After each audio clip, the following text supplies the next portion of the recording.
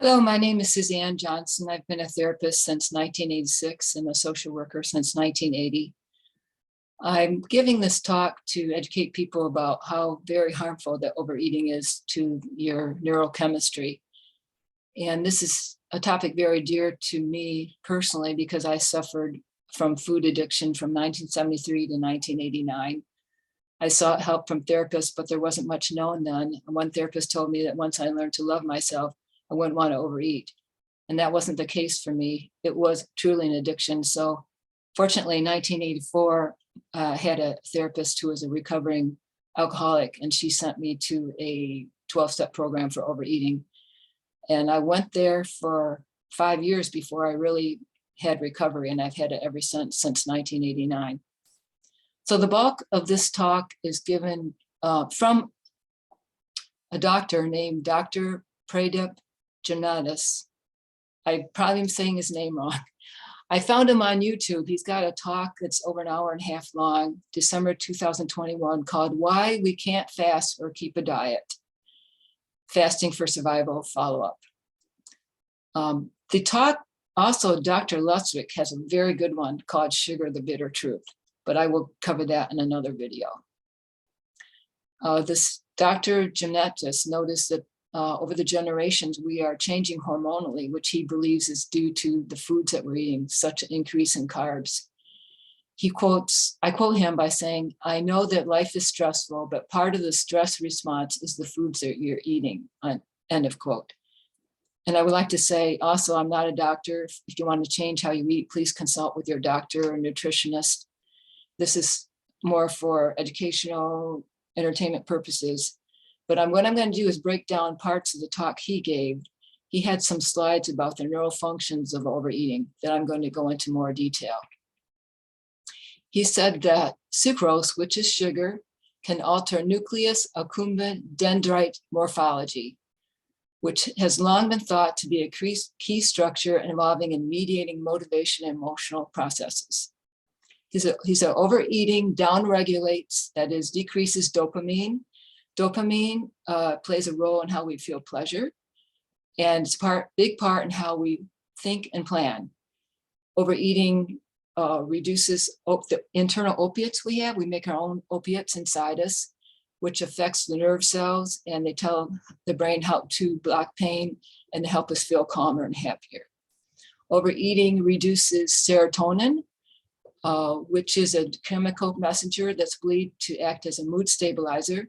It's said to help healthy sleeping patterns improve and boost your mood. Research shows that serotonin levels can have an effect on mood and behavior, and the chemical is commonly linked to feeling good and living longer. Number 4, overeating reduces endocannabinoid pathways. These are neuromodulators for a variety of processes, including motor and learning, appetite, and pain sensations, among other cognitive and physical processes. 5, overeating reduces cognitive functions in the prefrontal cortex. That's our front part of our brain. When people have ADHD, that part of the brain has challenges too. But that part of the brain has to do with problem solving, looking at the whole picture, taking wise decisions, and good decision making. Also, overeating increases stress, the stress pathway activation, which with all the stress in the world, we don't need that. And capital CRF release, which I looked that up, it's corticotrophin releasing factor. And that is a neuropeptide that's a major regulator of the hypothalamic, pituitary, and adrenal system to do with stress and thinking. Also, overeating affects the 3 dopamine pathways. And dopamine is, again, involved in addictions. The 3 pathways are mesolimbic, mesoaccumbens, which is learning and rewards, 2, nigrostriatal, motivation and habit, and 3, mesocortical, decision-making and executive function. He mentions the Yale food addiction study, which was done in 2017 in Germany.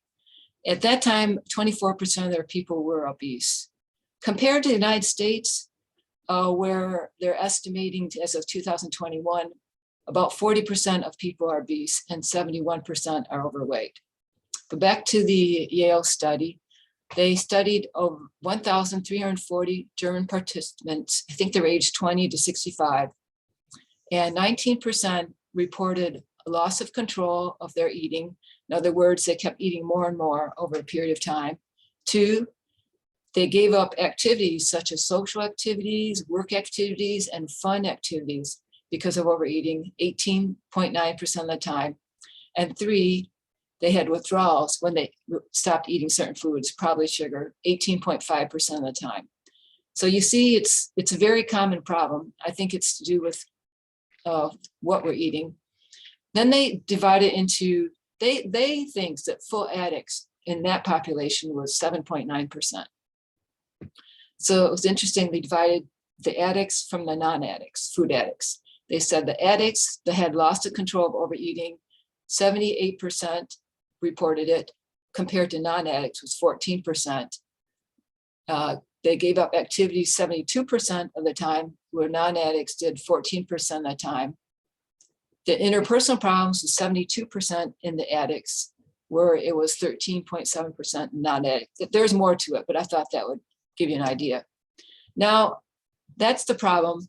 As a therapist, what I can do and others can do who do the techniques that I do.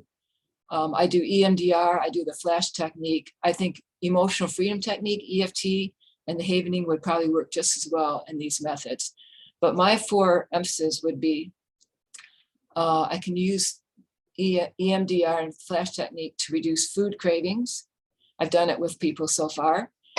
To increase the awareness of harmful overeating. I mean, it's one thing to know it's harmful, but it's another thing to remember it when it's time for eating and how harmful it is. Okay, sorry, I get a little carried away. 3, I can use it to increase remembering how good it felt when you weren't overeating, or when you can picture in the past, in the future, that you will stop overeating. And 4, I can use it to reduce the triggers, emotional stresses that lead one to want to overeat. So I hope this was helpful. I'll be having more of these in the future.